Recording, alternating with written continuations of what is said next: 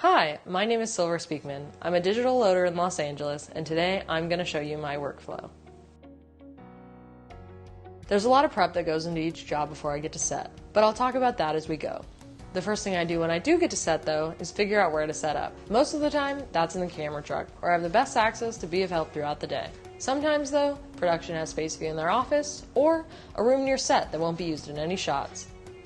Obviously, the most important thing is to find a location with access to power, but it's also good to try to find a place where you won't have to move throughout the day.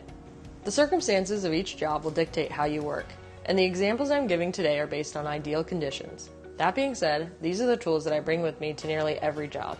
I have my MacBook Pro, my Thunderbolt 3 dock, and my uninterruptible power supply, or UPS, as well as card readers and cables, a card case separated for hot mags and good to format ones, plus extension cords and power supplies for all my equipment. For a full list of my gear, you can visit my website at silverspeakman.com. I start by plugging in my devices to my UPS, making sure to plug in my Thunderbolt 3 dock and any hard drives to the backup battery ports. That way, I have an hour of off-the-grid power if needed. For this demo, we'll be using two of my personal drives. These C drives are super common, along with other popular options like G drives. When prepping for a new job, I connect with the post supervisor to confirm what kind of drives I'll be needing based on the project's format and cameras. Speaking of cameras, most camera packages come with a card reader, but I always bring my own backups and common card readers like SD and CF. Now that everything's connected, I can move on to the computer. The first thing I do when I connect to new drives is verify they're empty and good to format. If there is data on them, I check with Post before reformatting anything. Once the drives are formatted, I copy my file structure over to each drive. I have a few templates, but this is another thing that I confirm with Post during my prep. Matching their file structure ensures that my files integrate perfectly in their system.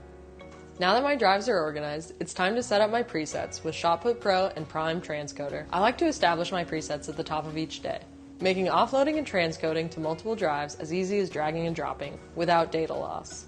In Shotput Pro, I match my automated file numbering to the first card of the day and update my offload destination to the correct file path. In PrimeTranscoder, I select my watch folders and offload destinations. Then I set the transcode settings to match post-production's format. With Shotput Pro and PrimeTranscoder working together, I can start an offload and seamlessly transition into transcoding. With those working in the background, I can take a moment to set up my data report. Shotput Pro automatically saves an offload report with each card, but this report acts as a job overview for post-production. And just like my file structure, I've got a template for my report too. During this first offload, I'll update job details as well as camera and hard drive information, and I'll add specific details about cards and proxies as they process. Once Shotput Pro notifies me that my first offload is finished, I run a couple data checks in addition to the software's automated review. I do a file size comparison that verifies the amount of bytes and items in each folder. Then I scrub each clip to check for drop frames or other signs of corruption. If everything checks out, I input the offload information into my data report.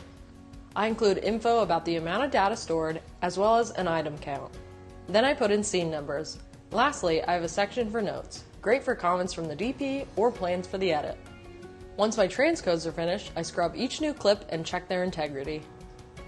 Now that all my footage is backed up, I can finish up my data reports and include a PDF version with each drive. I then eject the drives and seal them with labels that include the drive names and details. Once I pack up and deliver the drives to the appropriate parties, that's it. My day is done and the job's data is safely prepared for the edit. Thank you for watching. I hope this was helpful for anyone just starting out as a digital loader or anyone wanting to explore different workflows. I'm Speakman. Thank you for watching.